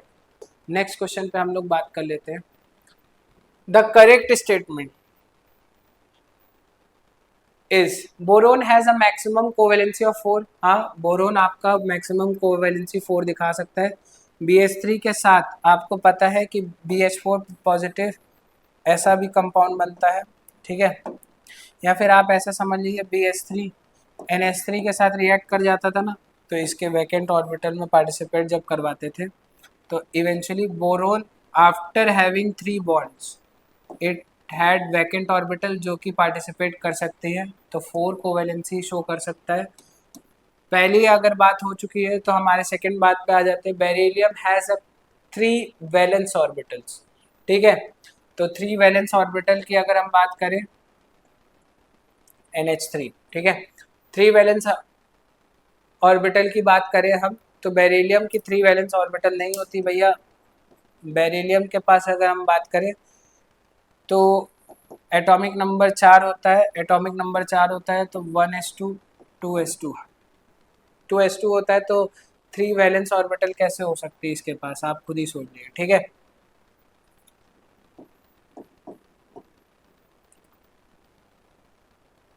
टू पी थ्री नहीं, 2p वैकेंट रहेगा आपका, 2p वैकेंट। ठीक है, अब आ जाते हैं यहाँ पे, नेक्स्ट बात कर लेते हैं। अगर इसका हम एक्चुअल में बॉन्ड बनाने के बाद की बात करें, ठीक है, तो ये कह रहे हैं 3 वैलेंस ऑर्बिटल। 3 वैलेंस ऑर्बिटल्स कहाँ से हो सकती है, आपका ज़्यादा से ज़्यादा क्या हो सकता है, एक इलेक्ट्रॉन इसमें जंप कर दिया हो और उसके बाद फिर क्या हो जाएगा 2s1 2p1। तो अगर ऑर्बिटल जो कि पार्टिसिपेट करने जा रही हैं वो कितनी हो सकती है, मैक्सिमम 2 ही हो सकती है। ठीक है, तो वैलेंस ऑर्बिटल्स इसके बाद 3 नहीं हो सकती हैं। Magnesium has maximum covalency of 4। Magnesium के पास 2 ही कोवेलेंसी होती है, 4 नहीं होती है। Aluminium has 5 valence orbitals. Aluminium के पास 5 वैलेंस ऑर्बिटल होंगी ऐसा नहीं है। ठीक है, गलत है, 3 ही होती है। चलिए भाई नेक्स्ट क्वेश्चन पे बात करते हैं हम लोग। क्वेश्चन नेक्स्ट है आपका, a protein undergo a reversible thermal denaturation from its initial state N to a denaturation state D according to N converted to D and then converted to this। ठीक है भाई, आपका N कन्वर्ट हो रहा है इसमें और वापस से कन्वर्ट हो रहा है, कुछ इक्विलिब्रियम कांस्टेंट K होगा। ठीक है, at 60 degree the concentration of both N and D are equal. ठीक है, N and D are equal तो के की वैल्यू 1 हो गई, के की वैल्यू 1 हो गई, तो आपका यहाँ पे आपको ये पता है कि delta G naught equals to N R T L N K होता है। तो एल एन के अगर के 1 हो गया तो आपका ये डेल्टा जी क्या हो जाएगा, डेल्टा जी नॉट 0 हो जाएगा। अच्छा, डेल्टा जी नॉट 0 हो चुका है, आगे क्वेश्चन पढ़ते हैं। And the standard enthalpy of denaturation 666 the standard entropy change. तो यहाँ पे आपको पता है डेल्टा जी की बात करें तो ये delta H minus T delta S होता है।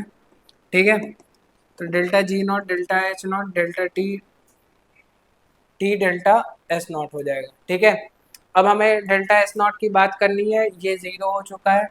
डेल्टा एच की वैल्यू आपको दे रखी है 666 किलो जूल।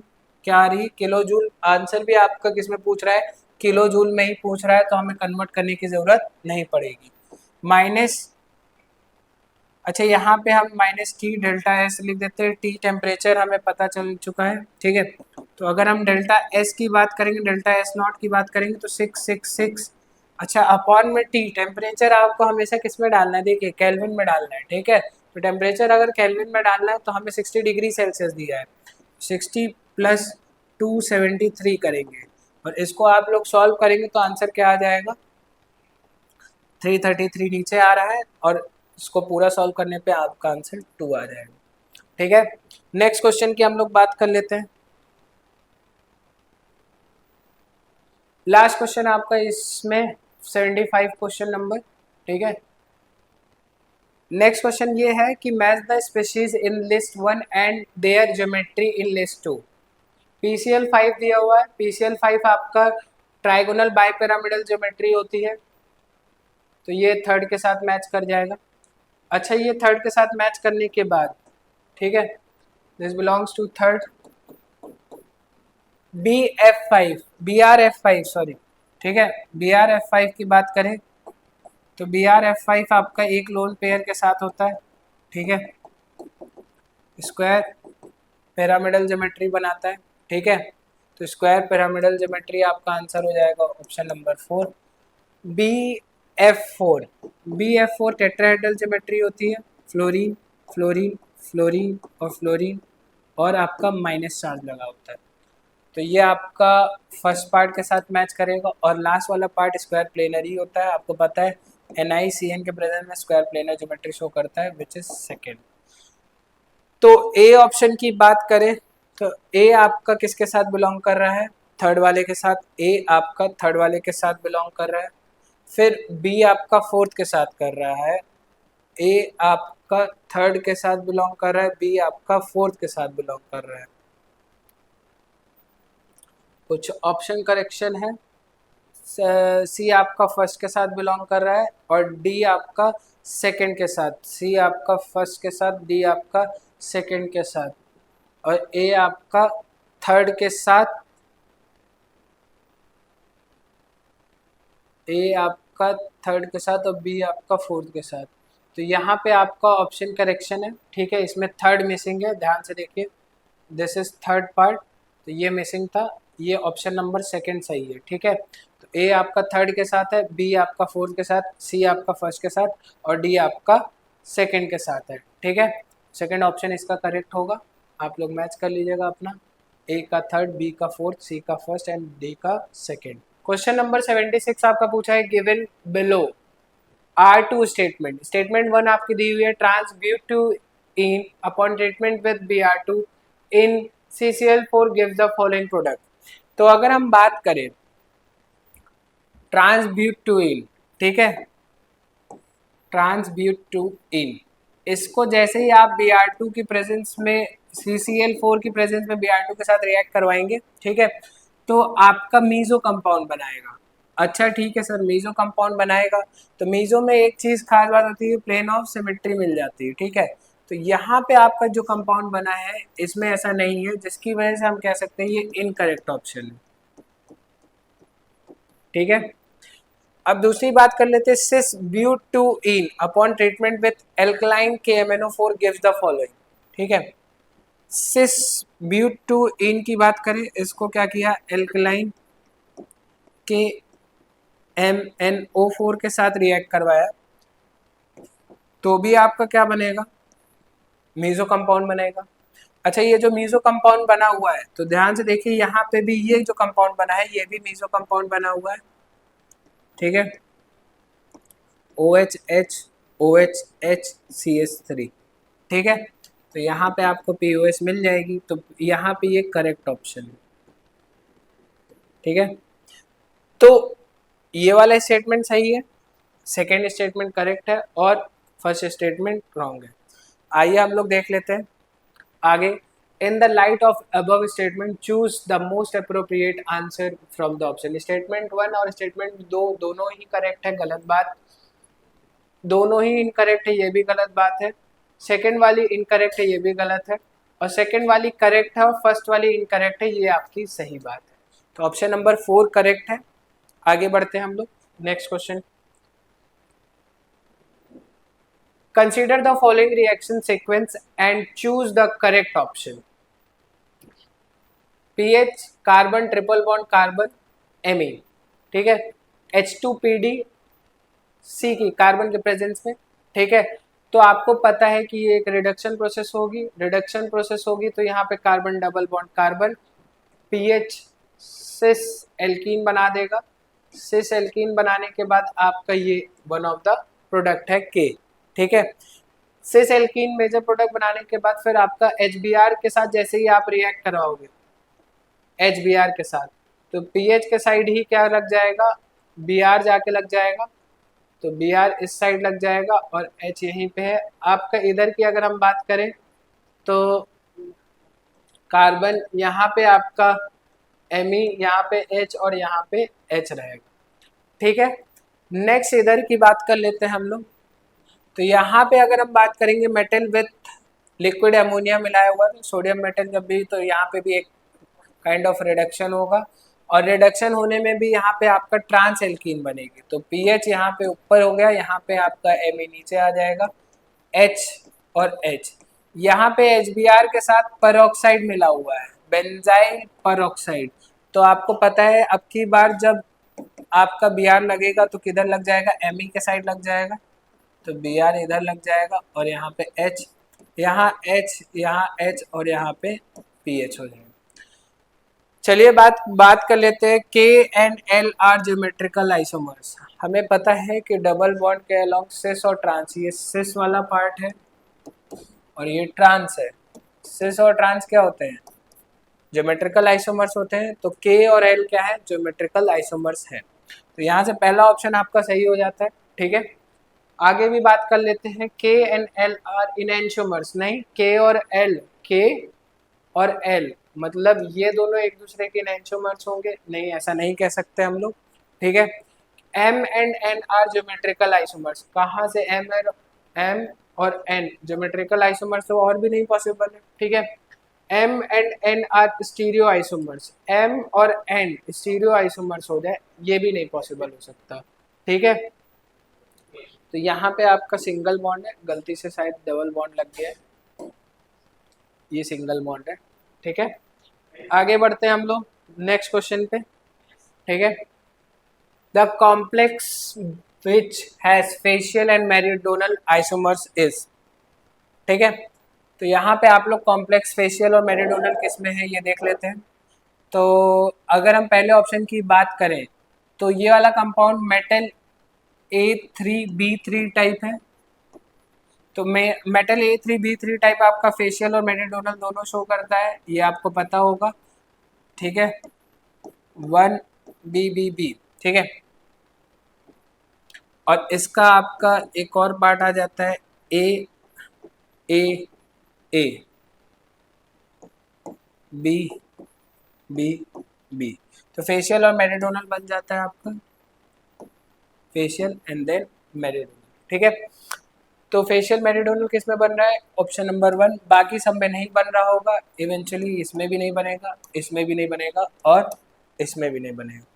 आगे आ जाते हैं, नेक्स्ट क्वेश्चन की बात कर लेते हैं।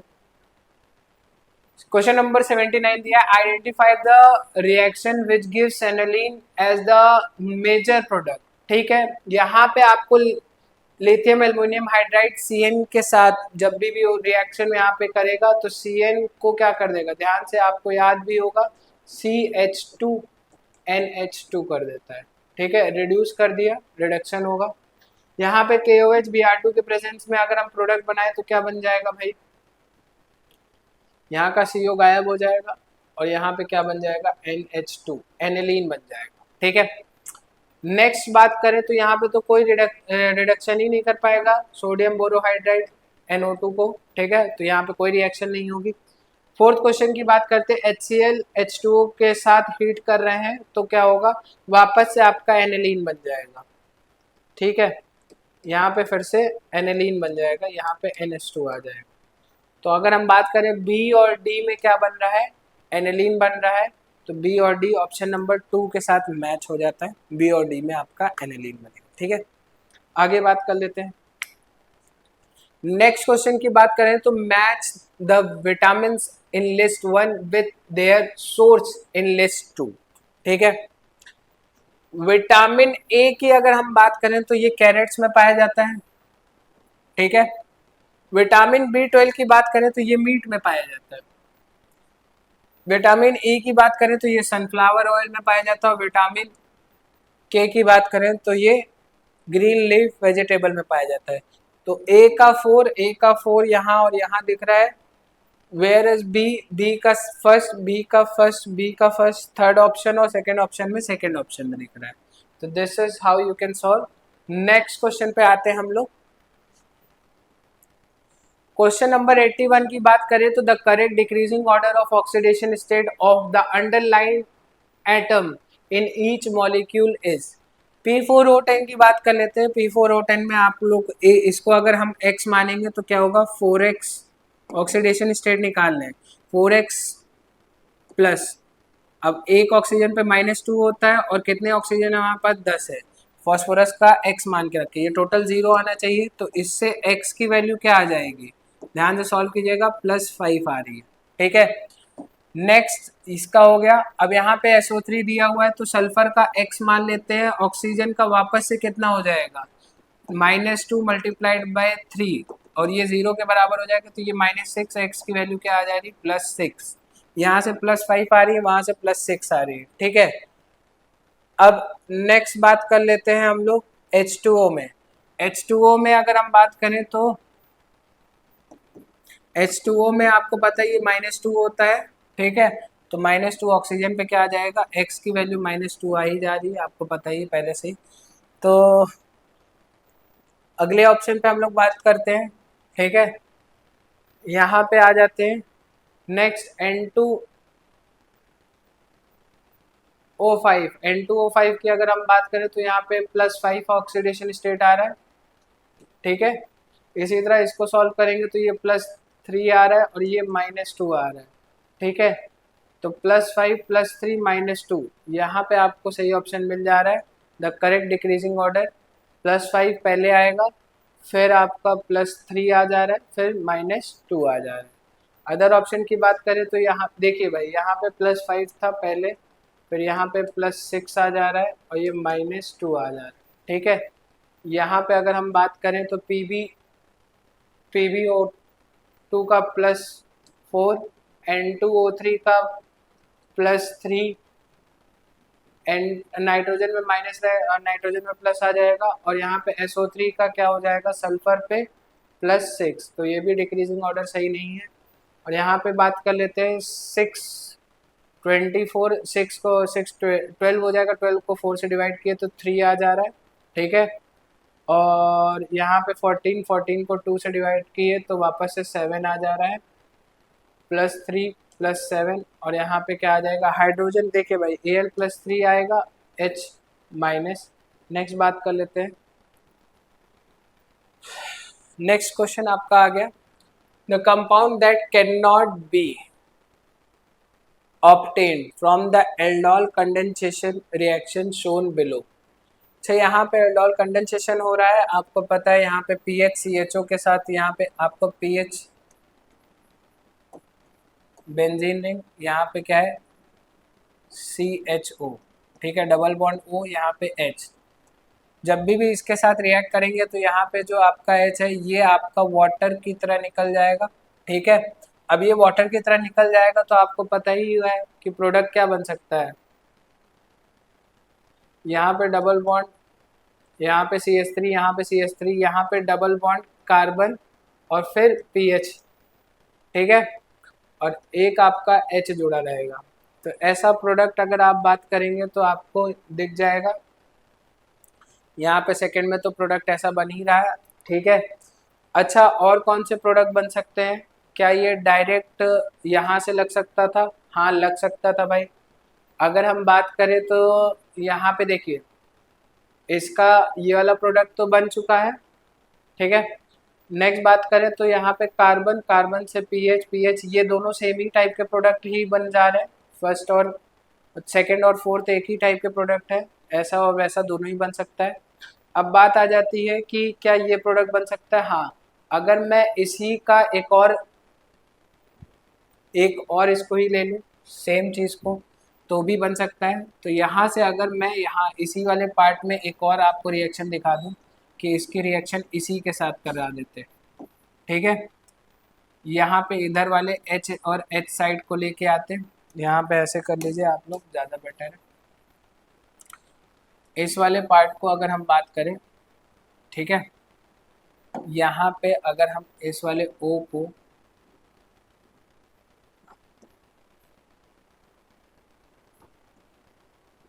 यहाँ पे डबल बॉन्ड O है, यहाँ वाले H के साथ अगर बनवा देते बॉन्ड, ठीक है, तो यहाँ से अगर वाटर एक्सट्रैक्ट कर लेते, वाटर एक्सट्रैक्ट हो जाता है यहाँ से, ठीक है। ये वाले पार्ट को हम पहले इरेज कर देते हैं, और यहाँ पे आपका ये, तो इससे यहाँ वाले पार्ट से भी आपका बन जाता प्रोडक्ट थर्ड, ठीक है। तो फर्स्ट सेकंड थर्ड बन जाता, तो इवेंचुअली मेन आंसर क्या हो जाएगा आपका फर्स्ट, जो कि नहीं बन सकता है, बाकी सब क्या हो जाएंगे, बन रहे हैं तो आंसर नहीं होंगे। पूछा हुआ है कैन नॉट, तो आंसर क्या हो जाएगा आपका फर्स्ट वाला प्रोडक्ट आपका नहीं बन सकता था, बाकी सब बन सकते थे, ठीक है। नेक्स्ट बात पे आ जाते हैं, नेक्स्ट क्वेश्चन पे। among the following the compounds having conjugated double bond is, बहुत बेसिक कंसेप्ट है, जीओसी के स्टार्टिंग लेक्चर्स में ही आ जाता है। अच्छा, यहाँ पे देखिए हेप्टा 1 एन दिया हुआ है, तो 7 कार्बन 1 2 3 4 5 6 1 2 3 4 5 6 7, ठीक है। और इसमें क्या कह रहा है कि 1 और थर्ड पोजीशन पे आपका क्या हो जाए, डबल बॉन्ड, तो ये तो रेजोनेंस कर सकता है, और रेजोनेंस कर सकता है तो यहाँ पे कॉन्जुगेशन है, कॉन्जुगेशन ही तो पूछा हुआ है कि कौन सा कॉन्जुगेटेड सिस्टम है। तो कॉन्जुगेटेड सिस्टम वही होगा जब आपका एक डबल बॉन्ड, फिर सिंगल बॉन्ड, फिर डबल बॉन्ड आ जाए, ठीक है। तो सारे ही sp2 हाइब्रिडाइज रहते हैं तभी कॉन्जुगेशन हो पाता है। तो यहाँ पे कॉन्जुगेशन हो रहा है फर्स्ट ऑप्शन में, ठीक है। 1,4 हो जाएगा तो यहाँ पे आपका क्या हो जाएगा, कॉन्जुगेशन नहीं हो पाएगा, इस इन सारे ऑप्शन में, बाकी सब में कॉन्जुगेशन नहीं हो पाएगा। एक और एग्जांपल आपको अगर करके दिखा दूं तो हो, यहाँ पे देखिए ये 1 और ये फोर्थ पोजीशन यहाँ पे है, तो ये वाला क्या हो जाएगा sp3 कार्बन, और sp3 कार्बन अगर आ गया तो इनके बीच में कॉन्जुगेशन नहीं हो पाएगा, और कॉन्जुगेशन नहीं हो पाएगा तो सेकंड फोर्थ और थर्ड ऑप्शन आपका ऐसे ही इनकरेक्ट है, ठीक है। करेक्ट की बात करें तो फर्स्ट ऑप्शन। क्वेश्चन यहाँ पे बहुत अच्छा सा प्यारा सा क्वेश्चन पूछा हुआ है, कह रहा है 2 statements oxidation of para nitrotoluene with acidic KMNO4 gives an acid that is stronger than benzoic acid, ठीक है। हम यहाँ पे क्वेश्चन को करते हैं सॉल्व।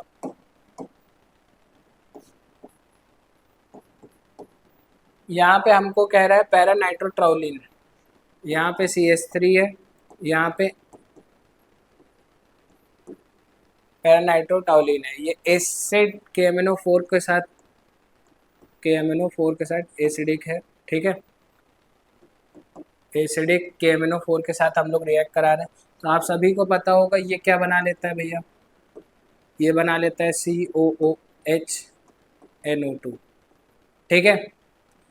अब इसी के साथ सेकंड वाली स्टेटमेंट भी कह दे रहे हैं, ठीक है, is stronger than benzoic acid, ये कह रहा है बेंजोइक एसिड से स्ट्रॉन्गर होता है। बेंजोइक एसिड यहाँ पे आपको पता है COOH। अच्छा, यहाँ पे ये जीओसी का बहुत अच्छा कॉन्सेप्ट पूछा हुआ है, आपको यहाँ पे ये पता है ये -M इफेक्ट शो करता है। अच्छा, -M इफेक्ट शो करता है तो इवेंचुअली H+ के निकालने के बाद जो माइनस चार्ज आएगा वो क्या हो जा रहा है, वो आपका ज़्यादा स्टेबलाइज हो जा रहा है इसके NO2 की वजह से, तो जिसकी वजह से ये आपका स्ट्रॉन्ग एसिड हो जाएगा, ठीक है। This is a strong acid क्योंकि -M इफेक्ट लग रहा है। नेक्स्ट बात आ जाते हैं हमारा रिडक्शन ऑफ पैरा नाइट्रोटाउलिन, ठीक है।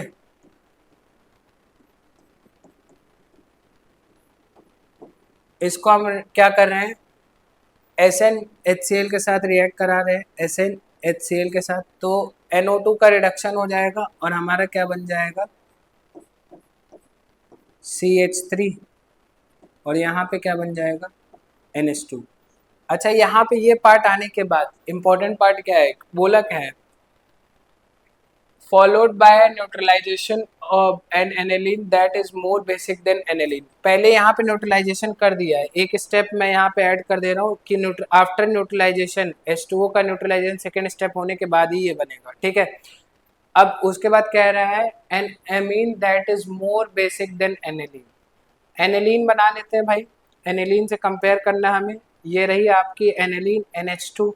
अच्छा NH2 से कंपेयर करेंगे तो यहाँ पे आपको ये पता है कि ये CH3 क्या इफेक्ट शो करती है, प्लस आई और हाइपर कंजुगेशन इफेक्ट शो करती है। अच्छा प्लस आई इफेक्ट क्या करेगा, यहाँ पे लोन पेयर डेंसिटी बढ़ाएगा, और लोन पेयर डेंसिटी बढ़ाएगा तो ये क्या हो जाएगी, ज़्यादा बेसिक हो जाएगी। तो ये क्या स्टेटमेंट सही है, तो कह रहा है reduction of P nitrophenol is neutralise by gives an amine that is more basic than aniline, सही है।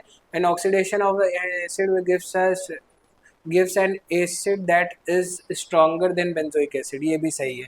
तो दोनों ही स्टेटमेंट आपकी करेक्ट आ रही है, तो option number 1 is true, both the statements are correct. आगे आ जाते हैं हम लोग।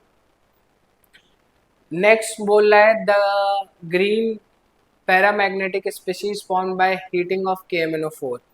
बहुत इंपॉर्टेंट क्वेश्चन है और बहुत सिंपल रिएक्शन के बेसिस पे है कि KMnO4 जब आप इसको हीट करते हो तो आपको पता है इसका ऑक्सीडेशन स्टेट चेंज हो जाता है, K2MnO4 आ जाता है, ये +7 से +6 में चेंज हो जाता है, ठीक है। ये प्लस अभी 7 है, अभी यहाँ पे ये 7 है, दिस इज 7, और ये किस में कन्वर्ट हो जाता है, +6 में, ठीक है। Along with the product MnO2 and O2, ठीक है। तो इससे आपको पता चल जाएगा K2MnO4 किस में आपका ऑप्शन है, ऑप्शन नंबर 1 में, ठीक है। अब आ जाते हैं, क्वेश्चन पूछा हुआ है आपका, consider the following reaction and choose the correct option. यहाँ पे आपका CH3, ठीक है, टॉलिन दिया हुआ है, CrO2 Cl2 के साथ CH2 के, ओके। यहाँ पे अगर हम बात करें तो ये आपका बन जाएगा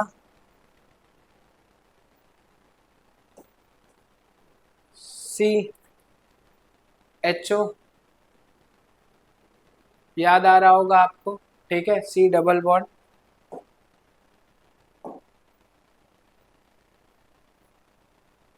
C डबल बॉन्ड O, यहाँ पे क्या बन जाते हैं, C डबल बॉन्ड O, ठीक है।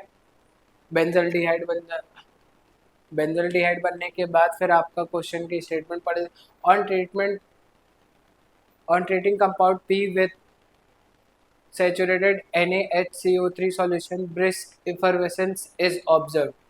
नहीं, ऐसा नहीं होता है, ये कार्बोक्सिलिक एसिड्स के साथ, और अगर HSO3 लगा हुआ है तभी आपका आता है ऐसा, ठीक है। कंपाउंड P ही है ना, ये P जो आपका बना हुआ है, ठीक है। Can be prepared by treating benzene with anhydrous AlCl3 and CH3COCl, तो ये इसके साथ भी आपका नहीं होता है, ये भी स्टेटमेंट गलत है, ये भी स्टेटमेंट गलत है, ठीक है। अब on treatment with bromine water compound P gives a white PPT, नहीं, वाइट पीपीटी नहीं। Compound P is obtained by hydrogenation of benzoyl chloride with PD and BaSO4, हाँ, रोजेनबॉन्ड रिएक्शन आपको याद ही होगी, तो यहाँ पे आपका इसकी वजह से भी आपका क्या हो जाता है, एल्डिहाइड ही बनता है, CHO ग्रुप लगता है, ठीक है, बेंजल्डिहाइड बन जाता है। तो यहाँ पे बेंजोइल क्लोराइड की जब भी रिएक्शन होगी, बेंजोइल क्लोराइड की रिएक्शन अगर PD, आपको ये याद हो जाएगा, याद ही होगा, PD BaSO4 की प्रेजेंस में जब भी आपका बेंजोइल क्लोराइड, यहाँ पे बेंजोइल क्लोराइड रिएक्ट करता है COCl की रिएक्शन PD BaSO4 के साथ रिएक्ट करवा देते हैं, तो बेंजीन के ऊपर CHO ग्रुप लग जाता है, ठीक है। तो ये आपका रिड्यूस होके ये बन जाता है CHO ग्रुप, Cl यहाँ पे हट के यहाँ पे H आके लग जाता है, ठीक है। नेक्स्ट क्वेश्चन की बात कर देते हैं। क्वेश्चन बहुत सिंपल से पूछा हुआ है, एक इलेक्ट्रोलाइट किस ऑप्शन में आपका 1:3 के रेशियो में इलेक्ट्रोलाइट्स प्रेजेंट है, ठीक है, अगर इनको एक्वा सॉल्यूशन में डाला जाए, मतलब एक्वा सॉल्यूशन में अगर ये होते तो यहाँ पे आपको कोऑर्डिनेशन स्फीयर के अंदर जो भी है प्रेजेंट स्पीशीज उसको एक आयन मानना है, और कोऑर्डिनेशन स्फीयर के बाहर जो है उसको अलग आयन मानना है। तो ये कैटायन पार्ट हो जाएगा तो वो अपने आप एनायन पार्ट हो जाएगा। तो यहाँ पे एक ही कैटायन प्रेजेंट है, और Cl पे आपको पता है एक ही होता है, तो Cl भी एक ही है, तो पहले वाले का 1:1 है रेशियो, 1:1 है, ठीक है। नेक्स्ट वाले की अगर हम बात करें, कोऑर्डिनेशन स्फीयर के अंदर 1 है और ये बाहर 2 है, तो इसका क्या होगा, 1:2। इसकी अगर हम बात करें तो कोऑर्डिनेशन स्फीयर के अंदर 1 है और स्फीयर के बाहर 3 है, तो 1:3। ऑप्शन नंबर 3 सही है। अगर इसकी हम बात करें तो ये कोऑर्डिनेशन स्फीयर के अंदर 1 ही, तो यहाँ पे कोई तो आयन ही नहीं फॉर्म होगा, ठीक है। Next question, consider the following plots of orbital wave function sine, ठीक है, against a distance r from the nucleus. The figure representing 2 radial nodes in the following orbital. कहाँ पे 2 रेडियल नोड ऑर्बिटल्स की show हो रही है। ये आपको ग्राफ दे दिया है wave function versus R distance, radial distance का। तो यहाँ पे आपको एक चीज़ पता होगी कि आपका जहाँ पे वो कर्व जीरो को जितनी बार काटेगा वहाँ वहाँ रेडियल नोड होती है। तो अगर मैं इसकी बात करूँ तो ये कर्व कहीं पे भी काट ही नहीं रहा है, रेडियल नोड 0 है, ठीक है। अच्छा, यहाँ पे ये एक बार काट रहा है तो रेडियल नोड, इसकी रेडियल नोड क्या हो जाएगी, 1। अच्छा, ये कर्व को देखो ध्यान से, यहाँ पे 2 बार काट रहा है तो यहाँ पे रेडियल नोड क्या हो जाएगी, 2। ये कर्व पैरेलल चला जा रहा है, काट नहीं रहा है, इस वजह से याद रखिएगा। अगर हम यहाँ पे बात करें तो ये कर्व, ये स्टार्ट जहाँ से होता है वहां से हम कुछ नहीं करते, जहाँ पे फर्स्ट टाइम ऐसे काटता है तो उसको हम कहते हैं, तो ये रेडियल नोड 1 की बात करेंगे, ठीक है। तो इस तरह से आप इस क्वेश्चन को सॉल्व कर सकते थे। 2 रेडियल नोड हमको सी वाले में दिख रही है, और यहाँ पे अगर ये बात करें तो सी ऑप्शन नंबर 3 में, ठीक है। नेक्स्ट क्वेश्चन पे आ जाते हैं हम लोग। Arrange the following compound in the increasing order of polarity. बहुत ही अच्छा क्वेश्चन है, ठीक है। अगर यहाँ पे हम बात करें, सबसे पहले हमें यहाँ पे देख रहे हैं ईस्टर, आपको कहीं ना कहीं दिख जाएगा, एल्कोहल दिख रहा है, ठीक है, कार्बोनिल ग्रुप दिख रहा है, और इसी के साथ एसिड है। तो अगर हम बात करें CH3, CO और H, इनके बीच में पोलैरिटी बहुत ज़्यादा होती है, डेल नेगेटिव डेल पॉजिटिव, क्योंकि ये जैसे ही ब्रेक होगा तो ये क्या हो जा रहा है, न्यूट्रलाइज हो जा रहा है, तो ये इजिली H+ लूज करने की टेंडेंसी रखेगा। तो यहाँ पे सबसे ज़्यादा हाईएस्ट पोलैरिटी किसके बीच में है, डी वाले में। तो डी वाले में सबसे ज़्यादा हाईएस्ट पोलैरिटी कहाँ कहाँ दिख रही है, 3 ऑप्शंस में दिख रही है, ठीक है। अब इसके बाद फिर देख लेते हैं कि आपका यहाँ पे अल्कोहल दिया हुआ है, यहाँ पे कार्बोनिल दिया हुआ है, ठीक है। अच्छा, लीस्ट जो होती है वो हमारी किस में होती है, लीस्ट ईथर में होती है। तो लीस्ट ईथर में आपको देखो, सबसे पहले ही आपको 2 ऑप्शन यहाँ पे एलिमिनेट हो चुके हैं, ये वाला ऑप्शन एलिमिनेट हो चुका है और ये वाला ऑप्शन एलिमिनेट हो चुका है, ठीक है। अब हम बात कर लेते हैं अल्कोहल की, ठीक है। तो सबसे ज्यादा कार्बोक्सिलिक एसिड उसके बाद फिर किसकी होती है, आपकी अल्कोहल की होती है, ठीक है। अल्कोहल का आपका क्या हो जाता है, यहाँ पे डेल नेगेटिव और ये क्या हो जाता है, डेल पॉजिटिव। इसके बाद फिर किसकी आ जाती है, इसकी आ जाती है, इसके बाद फिर लास्ट में आपका ये आ जाता है। तो ऐसा ऑप्शन आपका जिसमें ए है सबसे आखिरी में, उसके बाद फिर आपका सी आ जा रहा है, फिर आपका बी आ जा रहा है, फिर डी आ जा रहा है। तो ऑप्शन नंबर 4 में आपका ऐसा ऑप्शन दिख रहा होगा, ठीक है। ए से ज़्यादा बड़ा, सी के बाद बी के बाद डी। तो नेक्स्ट क्वेश्चन पे आ जाते हैं हम लोग। तो लास्ट क्वेश्चन आपका दिया हुआ है, the highest occupied molecular orbital for any two, ठीक है। तो आपको यहाँ पे आपको पता होना चाहिए कि कैसे फिलिंग होती है ऑर्बिटल्स की, एमओटी डायग्राम, ठीक है। तो सबसे पहले आता है 1 सिग्मा 1s, देन आपका सिग्मा स्टार 1s आता है, देन सिग्मा 2s आता है, सिग्मा स्टार 2s आता है, फिर आपका सिग्मा 2p आता है, फिर पाई 2p आता है, और ये एनर्जी लेवल बराबर होते हैं पाई 2p दोनों के। फिर आपका फर्दर आ जाता है पाई स्टार 2p, फिर पाई स्टार 2p, और लास्ट में आ जाता है सिग्मा स्टार 2p, ठीक है। तो ये आपका एनर्जी ऑर्डर होता है। आपको नियॉन 2 है तो आपका एटॉमिक नंबर 10 + 10 20 भरना है, ठीक है। तो 2 2 4 2 6 2 8 2 10 10 दो 12, 12 दो 14, 14 दो 16, 16 दो 18, 2 20। तो लास्ट में आप लोग देख रहे हैं सिग्मा 2p में जा रहा है, सिग्मा स्टार 2p में। तो सिग्मा स्टार 2p में लास्ट इलेक्ट्रॉन फिल्ड हुआ है। ठीक है, ऐसे ही आप लोग मेहनत करते रहिए, अच्छा आपका पेपर गया हो ऐसा आशा करते हैं। और जल्दी से जल्दी जैसे ही आपका रिजल्ट अनाउंस हो, तो जो भी कॉलेज मिल रहा है उसके लिए बहुत अच्छे से आप लोग पहले से रिसर्च करके रखिए, ताकि एक अच्छे कॉलेज के लिए आप पहले से वेल प्रिपेयर्ड रहे कि ये कॉलेजेस में आपको एडमिशन लेना है। ठीक है, thank you so much, all the best.